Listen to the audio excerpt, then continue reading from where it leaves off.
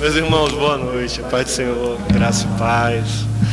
Eu sentado lá atrás de cabeça baixa, aguardando a oração e concentrado na leitura aqui. Foi antes, né? Tá certo. Deixa eu só colocar o celular no silencioso, ok? Deixa eu... Bom, meus irmãos, hoje vamos falar um pouco sobre o jejum, continuando a série de mensagens. Nas disciplinas espirituais, nós vamos estudar um pouco sobre o jejum, ver o que a Bíblia tem a dizer a nós a respeito dessa prática tão importante na igreja. E vai ser muito bom podermos olhar as Escrituras e ver o que Deus tem para nos ensinar. Amém? É interessante porque quando você pensa em alguém que jejua, alguns lembram daqueles irmãos bem legalistas, né, que falam, eu jejum, jejum 3 vezes por semana, 4 vezes, passo a semana, o dia todo sem comer nada. Eu faço jejum de João Batista, entre aspas, né? Como gafanhoto e mel silvestre, é uma bênção. Não, brincadeira, mas tem aquelas pessoas que são malucas por saúde, né? Então, não que seja errado cuidar da saúde, lógico, não é verdade? Mas aquelas pessoas que cuidam da saúde como pretexto de falar, eu vou jejuar também. Mas a verdade, a motivação do coração não é jejuar, não é se abster de alimentos, e sim cuidar da saúde, talvez para compartilhar com os irmãos que ela é uma pessoa, compartilhar que é alguém que jejua, né? Então ela fala, eu tô jejuando, mas na verdade ela está cuidando da saúde. Enfim, temos muitos motivos, mas é interessante porque a Bíblia ela fala muitas vezes acerca do jejum, até mesmo mais do que o próprio batismo. Interessante isso, a Bíblia fala 77 vezes acerca do jejum e 75 vezes acerca do batismo. Interessante, não é? Uma prática tão importante na igreja, e por que tão esquecida, ou melhor dizendo, talvez negligenciada no meio dos nossos irmãos, no nosso meio, talvez por nós, não é verdade? Quero compartilhar com os irmãos primeiro, a nível de introdução, a gente vai correr alguns tipos de jejum. A gente vai ver, por exemplo, o jejum normal, onde a gente vai ver, por exemplo, lá em Mateus 4, capítulo 4, versículo 2, onde depois de Jesus jejuar por 40 dias e 40 noites, ele teve o quê? Fome. Esse texto vai dizer que ele passou 40 dias e 40 noites no deserto e teve fome. Segundo texto, Lucas capítulo 4, versículo 2, vai falar que ele não comeu, Jesus, nada durante esses dias. É interessante porque podemos ficar sem conseguir comer nada, se abster de alimentos por vários dias, mas sem beber líquido, eu diria que é praticamente impossível. O corpo humano, após o 3º dia da abstinência de líquido, você vai começar a sofrer algumas reações do seu organismo, talvez falência de órgãos e consequências que vão levar à morte. E é interessante que esse texto diz que no período que Jesus jejuou no deserto por 40 dias, ele sentiu fome no final do período. Então é muito provável que ele tenha bebido líquido. O texto não diz, mas por inferência nós interpretamos dessa forma, certo? Aí vamos passar adiante, um outro tipo de jejum, jejum parcial. Como esse? O caso de Daniel, por exemplo, lá no Daniel capítulo 1, versículo 2, onde ele E Sadraque, Mesaque e Abidnego não queriam se contaminar com as iguarias do rei e pediu para não comer daqueles banquetes. E o que acontece? Começaram a comer vegetais e beber água. Foi o jejum que eles sentiram a necessidade de fazer por conta das circunstâncias. O outro, por exemplo, interessante, o jejum de João Batista. Comia gafanhotos e mel silvestres, mas isso era um estilo de vida dele. O jejum absoluto, por exemplo, é quando nós tiramos tudo, certo? Não comemos nada, não bebemos nada. Conseguimos fazer isso durante um dia, talvez 2, no máximo 3.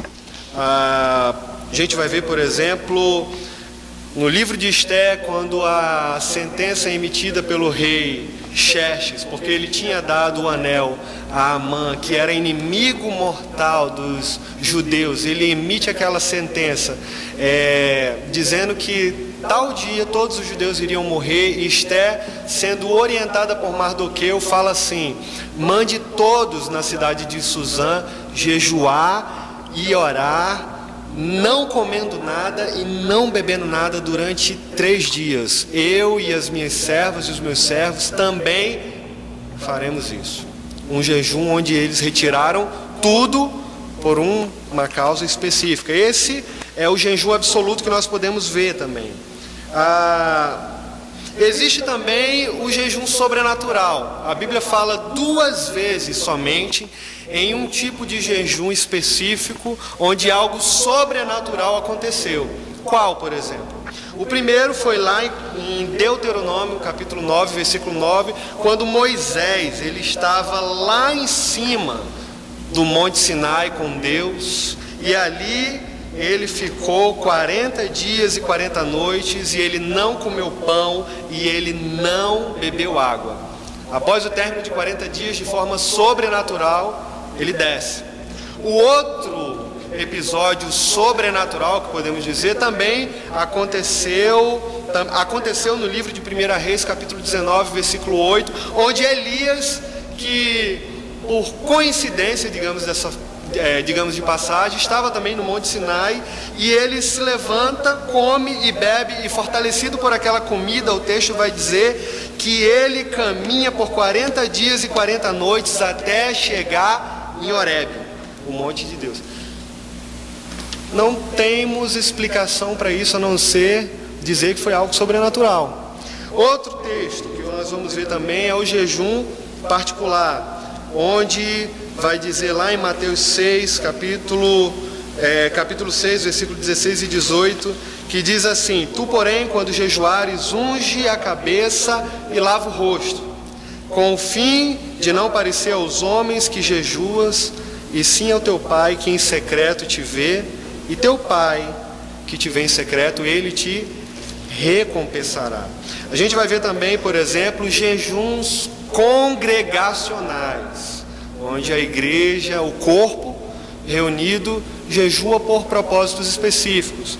A própria passagem de Esté é uma onde eles, na cidade de Suzã, jejuam por uma causa específica. Aquilo ali é um jejum congregacional, um jejum onde toda a igreja representada do Senhor faz um jejum sem comer e sem beber nada por um propósito específico.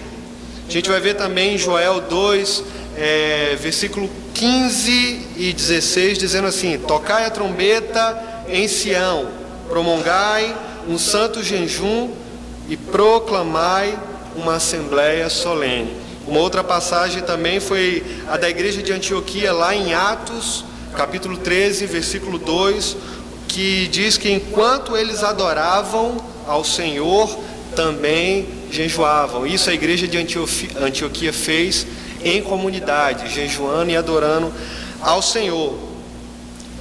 Jejuns nacionais, nós vamos ver aqui também, por exemplo, a invasão em 2 Crônicas, capítulo 20, versículo 3, alarmado, Josafá decidiu consultar o Senhor e proclamou um jejum em todo o reino de Judá.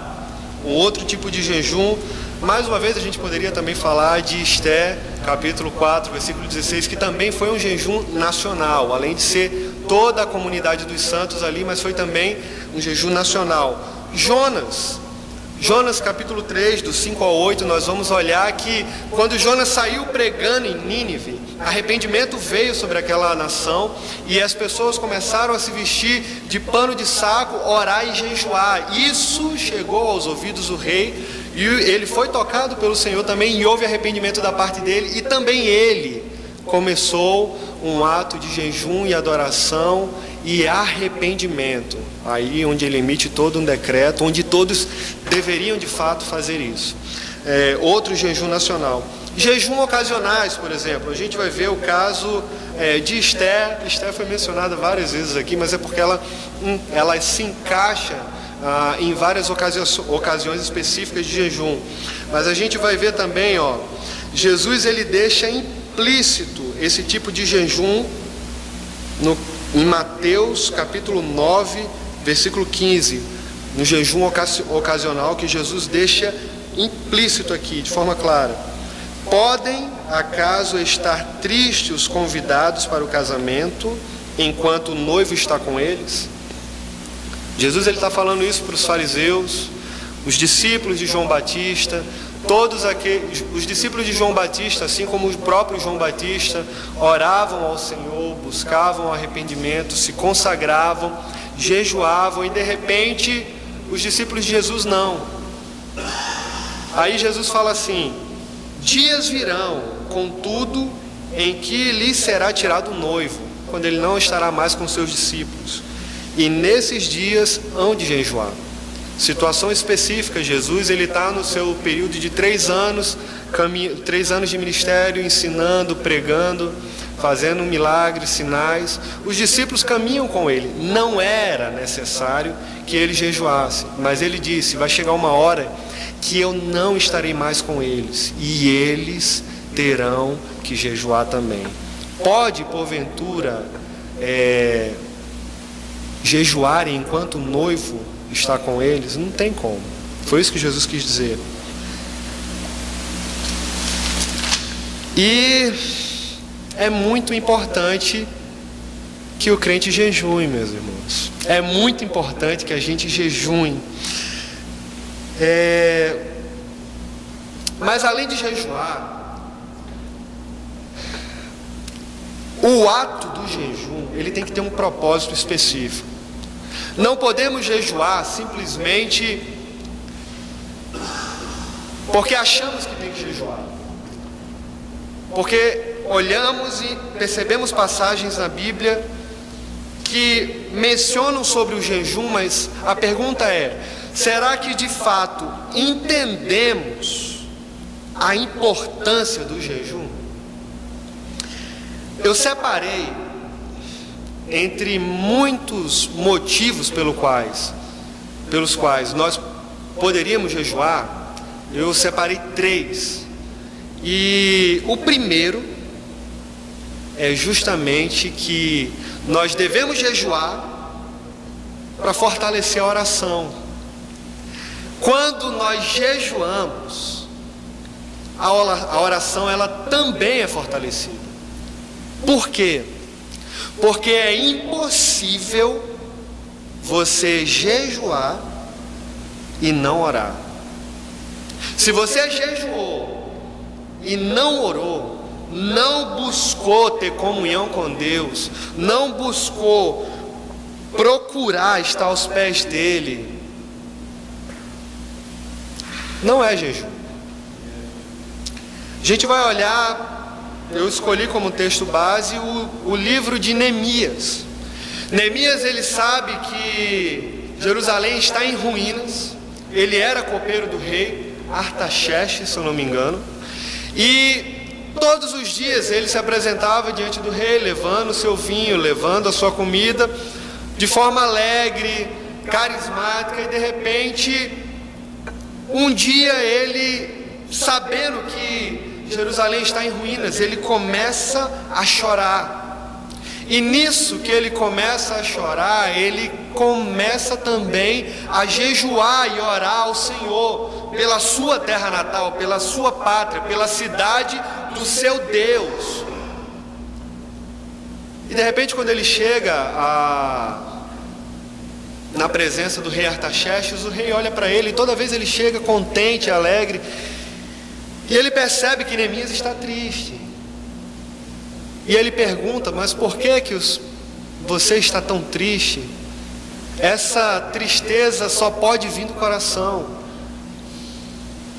Neemias, com muito temor ao Senhor e temor também ao rei, porque por Neemias ter um comportamento inadequado, o rei poderia fazer o que quisesse com ele.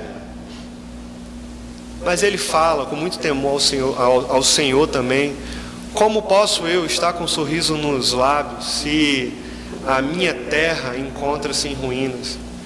E o resumo da história é: o rei pergunta a Neemias o que ele deseja. O que tu queres de mim?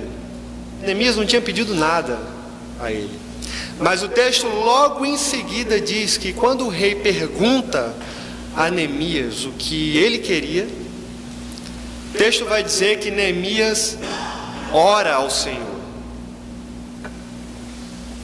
E depois de orar, direcionado por Deus, lembrem-se que ele tinha jejuado antes. O jejum, ele leva à prática da oração. O jejum nos faz ter aproximação com Deus. Depois dele orar ao Senhor, ele fala: se for do agrado do rei, ó rei, viva para sempre, permita que o teu servo... O rei já tinha perguntado, mas ele fala direcionado pelo Senhor: permita que o teu servo vá à cidade, à minha terra natal, poder reconstruir as muralhas. E o final da história nós sabemos: o rei permite, por um tempo específico, ele vai lá, reconstrói as muralhas de Jerusalém. Mas o que me chama a atenção aqui é que o jejum, meus irmãos, ele tem total influência na oração. Se você jejua e não ora, vá orar para saber o que tem de errado. Se você jejua e não ora, vá orar para descobrir o que está errado. Porque não tem como, se buscamos a Deus através do jejum, é porque nós queremos ter mais comunhão com Ele, é porque desejamos mais da presença dEle, é porque nós necessitamos dEle por N motivos. E se você não está orando, se nós não estamos orando, tem algum problema. O jejum, ele é uma total influência na oração. Todos os propósitos bíblicos do jejum, eles estão, meus irmãos, relacionados à oração. Não temos como desatrelar isso. E é interessante porque, apesar do potencial poderoso do jejum, meus irmãos, nós cristãos parecemos muitas vezes e não estarmos dispostos a desfrutar dos benefícios que o jejum pode trazer. A pergunta é: por que nós não estamos dispostos então à prática do jejum? Porque nós não temos essa prática do jejum em nossa vida, assim como a oração. Aí eu vou afunilar um pouquinho mais. Será que nós temos também a prática da oração?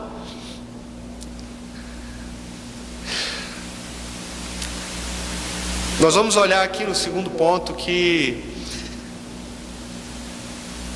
essa importância do jejum também é para expressar arrependimento e retorno a Deus. Quando nós jejuamos, preste atenção nisso, quando nós jejuamos é também para expressarmos arrependimento e retorno a Deus. Mais uma vez, livro de Jonas, capítulo 3, os versículos do 5 ao 8. Eles creram, meus irmãos, em Deus. Todos creram e se humilharam, vestiram-se de pano de saco. Até o rei fez isso.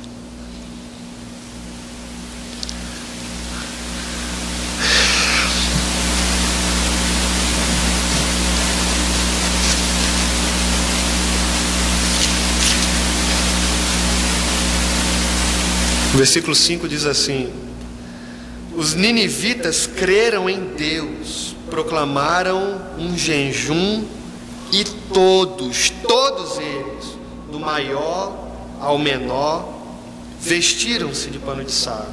Estado de humilhação.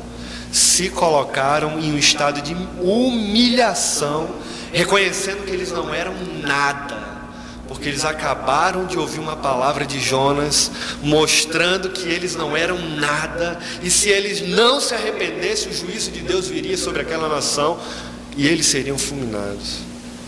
Sendo que eles foram tocados pelo Evangelho, e eles reconheceram a podridão que existia dentro deles, o quanto eles eram pecadores, e nesse momento, eles se colocaram em um estado de humilhação. E qual foi a expressão disso? Se vestir de pano de saco. Quando as notícias, versículo 6, chegaram ao rei de Nínive, ele se levantou do trono, tirou o manto real, vestiu-se de pano de saco, também fez isso, e sentou-se sobre cinzas. Então fez uma proclamação em Nínive, por decreto do rei e de seus nobres: não é permitido a nenhum homem ou animal, bois, ovelhas, provar coisa alguma. Não comam e nem bebam. Até os animais jejuaram. Só que eu não sei se eu vou falar de forma correta isso, mas o que me faz entender também o fato dos bois, dos animais não comerem nada também, era simplesmente pelo fato dos homens não terem que trabalhar cuidando dos animais, não dando comida e não dando bebida. Por quê? Porque era um jejum nacional, todos estavam prostrando-se diante do Senhor e se humilhando, porque o tempo daquela hora era para isso.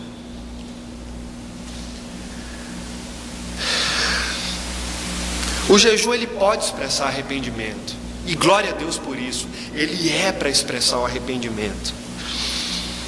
Agora, o jejum sem arrependimento, meus irmãos, não é nada. Se você jejua, busca ao Senhor, ora, você está orando também, você está jejuando, mas não existe arrependimento no seu coração, isso não é jejum. O jejum, ele traz arrependimento. Tem gente que jejua com uma alta punição. Isso é interessante. Vivem na prática do pecado, conhecem o Evangelho, cometem erros, vêm para os pés do Senhor, se arrependem.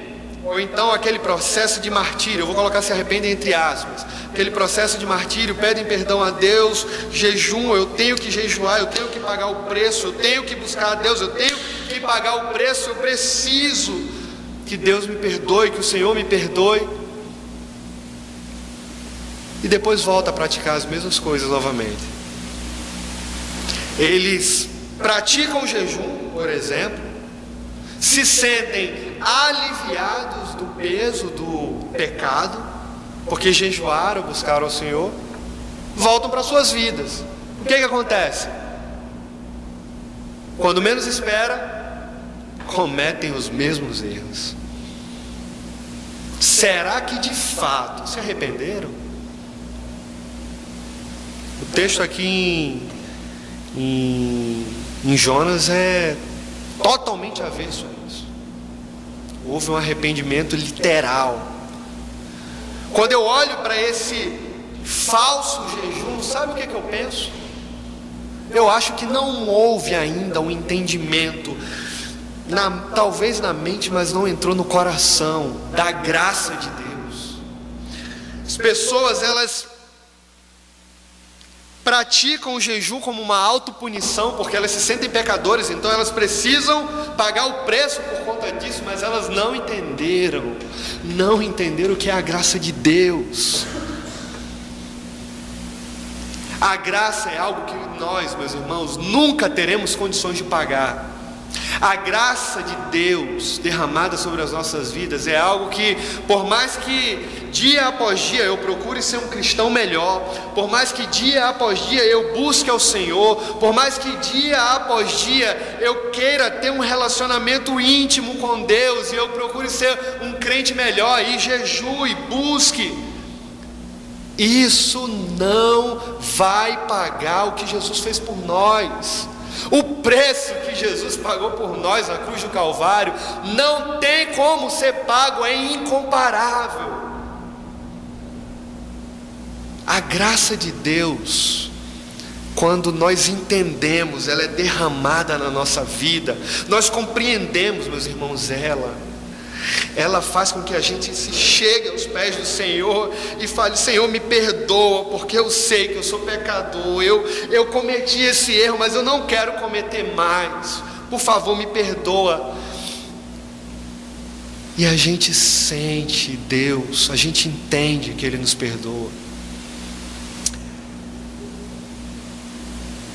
Uma das explicações de graça que me chama a atenção é que uma vez falaram, eu nunca mais esqueci, que graça é nós nos achegarmos aos pés do Senhor, reconhecendo que um dos significados que pode expressar a graça de forma pobre, digamos assim, é quando nós nos achegamos aos pés do Senhor, reconhecendo que somos pecadores limitados e só Ele pode nos completar e preencher, que só Ele pode preencher todas as lacunas que existem na nossa vida e nos ajudar nas áreas que nós não conseguimos vencer sozinhos. Ou seja, reconhecermos que somos pecadores faz com que a graça dele aumente na nossa vida. Paulo, ele está conversando com Jesus na sua oração e ele mostra as suas limitações.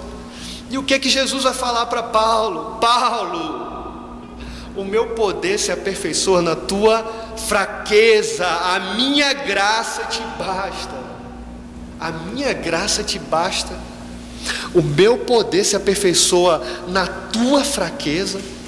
Quando você diz que é fraco, Paulo, quando você diz que não tem condições, por mais que você tenha um intelecto tão profundo nas Escrituras, por mais que você tenha se tornado um homem erudito, nas suas limitações, aquelas limitações que você reconhece, o meu poder se aperfeiçoa nela, o meu poder se aperfeiçoa nessas tuas fraquezas. E quando você diz que é fraco, é aí que você é forte, porque sou eu que estou em você, sou eu que estou nas suas limitações. E você começa a entender, Paulo, que você, por sua capacidade, pelo seu conhecimento, não pode fazer nada. É aí que é o ponto. Você entendeu, Paulo, que sou eu que executo todas as coisas e não você. E o meu poder ele é revelado na sua limitação, na sua fraqueza. Todos nós temos fraquezas diferentes e limitações diferentes. A graça de Deus, meus irmãos, ela foi liberada para nós na cruz do Calvário.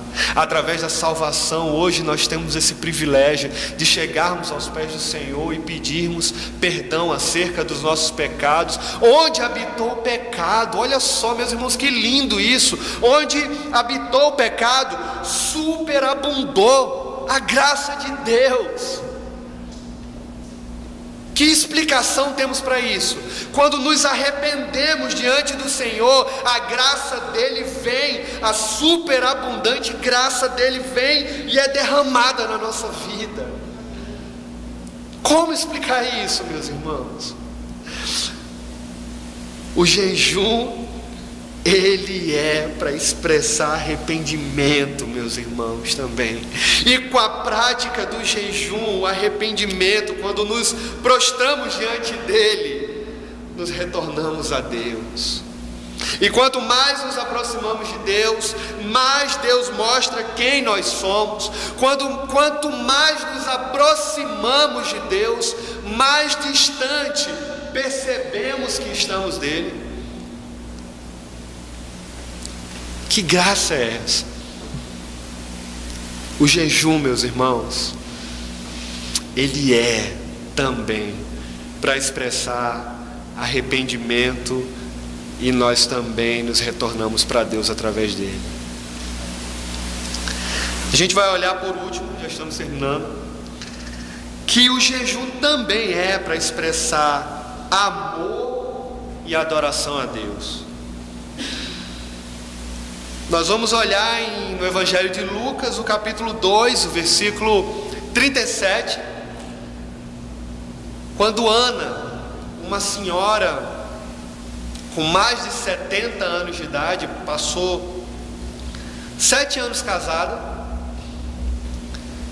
e aproximadamente meio século da sua vida, ela ia para o templo do Senhor, dia e noite, adorar ao Deus e jejuar a Ele.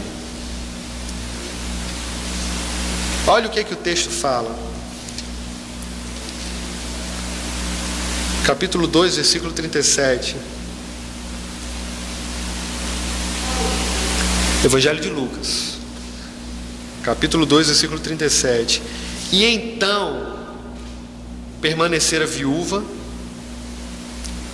e até a idade de 84 anos, mais de meio século da sua vida foi dedicado ao Senhor, à prática do jejum, oração e adoração a Deus no templo do Senhor naquela época. Nunca deixava o templo, adorava a Deus, jejuando e orando dia e noite. Meus irmãos, esse texto ele é fantástico.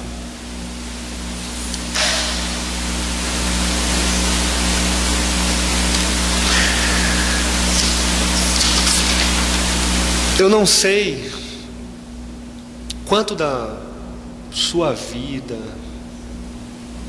é dedicado à oração.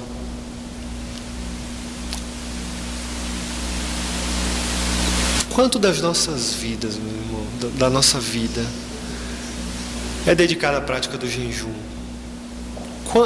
Você se lembra a última vez que você jejuou a Deus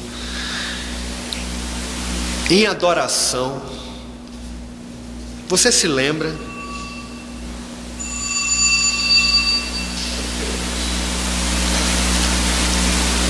Não tem nada não, irmão. Acontece.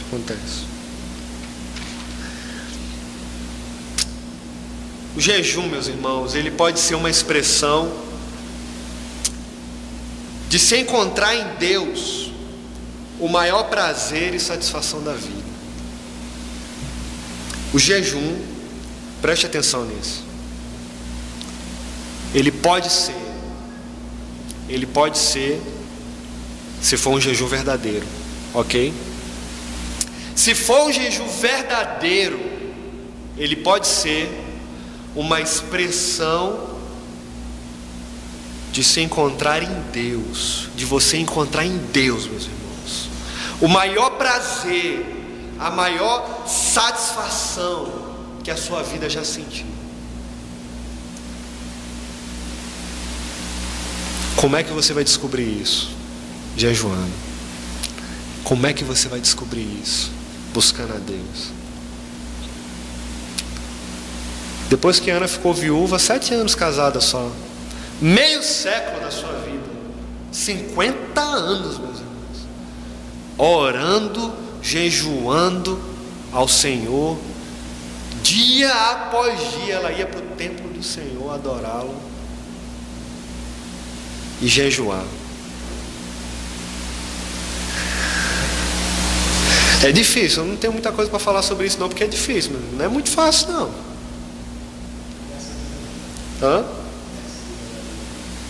Eu queria, mas não consigo. O pastor Renan falou aqui, Queria não essa vida não.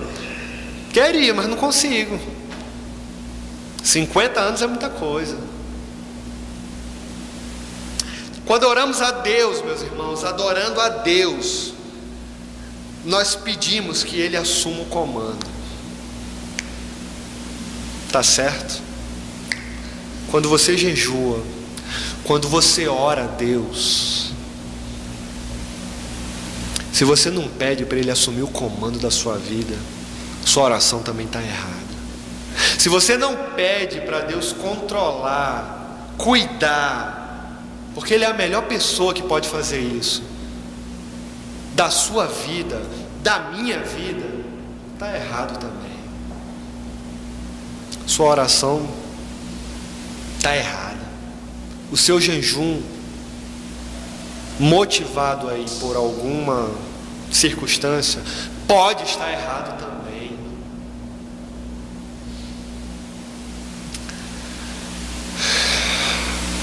Se eu e você jejuamos, precisamos jejuar com propósito. Quais são os propósitos do seu coração quando você pensa em jejum e em oração?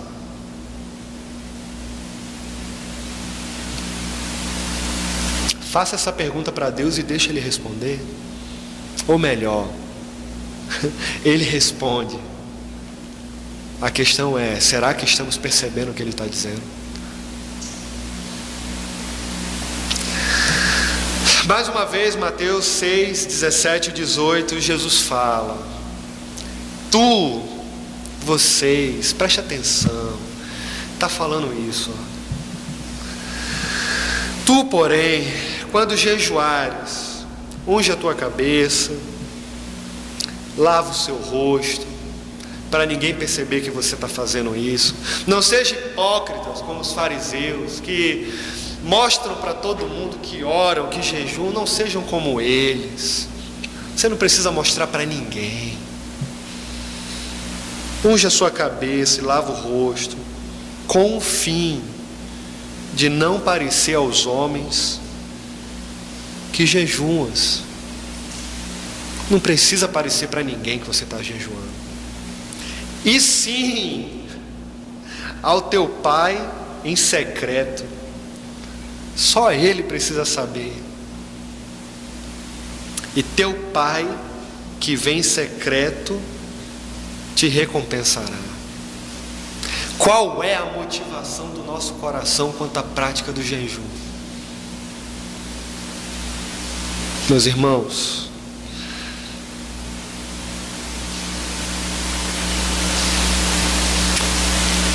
precisamos do Senhor.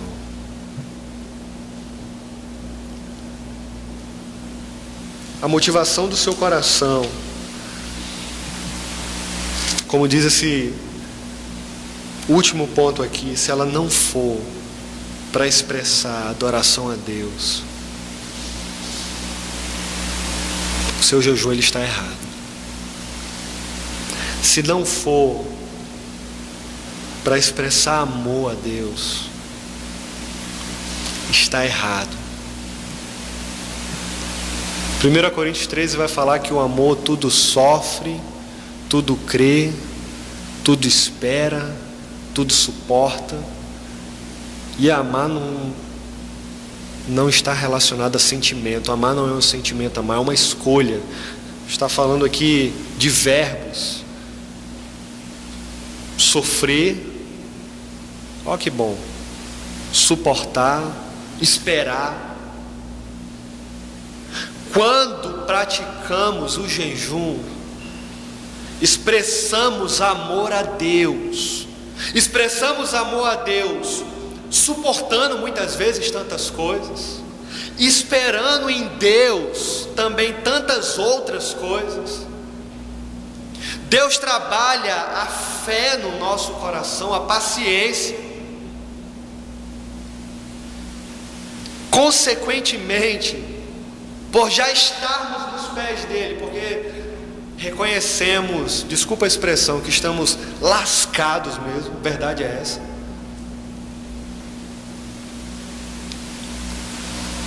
Ele vem com a graça dele, porque nós já estamos prostrados diante dele. E, meus irmãos, não tem como. Deus, ele não resiste a um coração quebrantado na sua presença.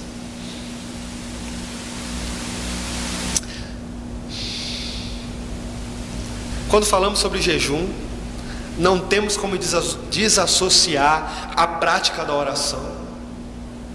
E quando falamos sobre oração, não é falar palavras bonitas diante do Senhor. É engraçado que muitas vezes a gente tem esse costume, principalmente quando pregamos, né? Estamos numa roda de amigos, aquela conversa flui naturalmente, você brinca, tem aquele relacionamento agradável. De repente, quando nos projetamos, parece que um dispositivo automático, aí agora você muda o tom da voz, você fala. Meus irmãos, será que fazemos isso também quando oramos? Senhor, meu Deus, eterno Pai, estamos aqui na Tua presença, ó Pai amado. Será que muitas vezes agimos como os fariseus? Meus irmãos, Deus, ele sabe o que está no seu coração. Deus, ele sabe o que está no meu coração. Oração é você chegar diante do Senhor e falar: Deus, eu estou, desculpa a expressão de novo, mas é verdade, eu estou lascado, eu preciso da Tua ajuda, me socorre, Senhor.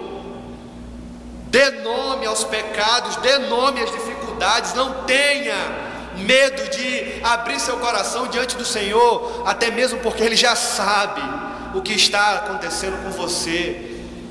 Salmo 139, Davi: Senhor, Tu me sondas, Senhor, Tu me conheces, Tu sabes quando eu me sento, Tu sabes quando eu me levanto, de longe Tu conheces os meus pensamentos, Tu esquadrinhas o meu andar, o meu deitar, de longe, Senhor, Tu me conheces.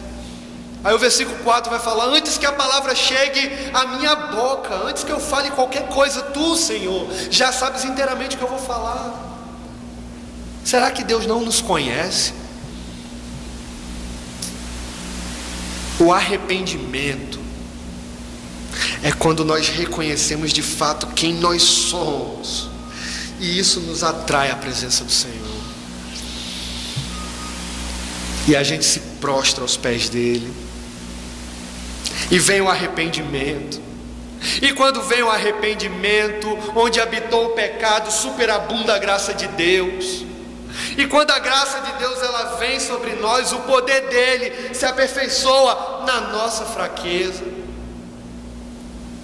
O jejum, meus irmãos, ele nos leva mais para perto de Deus. A abstinência de alimentos não pode ser somente uma abstinência de alimentos, não é uma dieta. Quando fazemos isso, estamos nos sacrificando. Mas se estamos nos sacrificando, é porque existe algo de muito precioso, que é desejar a presença de Deus. E é por isso que o jejum impossivelmente ficará desassociado à oração. Porque quando jejuamos, nós vamos para onde? Vamos orar, e a gente chega nos pés do Senhor e fala: Deus, me socorre, estou lascado, preciso, Jesus, estou com problemas, me ajuda. Não, até que não. Tem épocas que eu estou só a graça de Deus, mas agora está bem. Mas quantas vezes eu já cheguei diante do Senhor e Deus me socorre, era a única oração que eu fazia. E para recapitular, meus irmãos, encerrando, a principal influência do jejum é nos levar à oração, e nós buscamos a Deus para fortalecer a oração, jejuamos para que a oração ela seja fortalecida. Nós vimos isso em Neemias. Neemias viu as muralhas, sua nação sofrendo, Jerusalém em ruínas, e ele jejua ao Senhor, ora ao Deus dos céus, depois ele ora, Deus abre as portas, ele vai. Olhamos agora para o jejum, entendendo que ele é para expressar arrependimento e retorno a Deus. E a gente vê Jonas pregando lá em Nínive, e o arrependimento vem na cidade, e todos vão em arrependimento, se prostrar diante do Senhor como sacrifício, e panos de saco, vestes de pano de saco, coberto de cinzas. E por último a gente vai ver que o jejum ele também é para expressar amor e adoração a Deus. E foi o que Ana fez aqui, adorando ao Senhor por mais de meio século da sua vida. Meus irmãos, que Deus ele possa aplicar essa palavra no nosso coração, que as nossas orações sejam sinceras diante de Deus, que as motivações do nosso coração quanto à prática do jejum seja, ou melhor dizendo, nos levar mais para perto do Senhor. Porque quanto mais nos achegamos perto do Senhor, mais Ele mostra que nós estamos distante dEle e necessitamos dEle. Amém. Que Deus possa abençoar no nome de Jesus.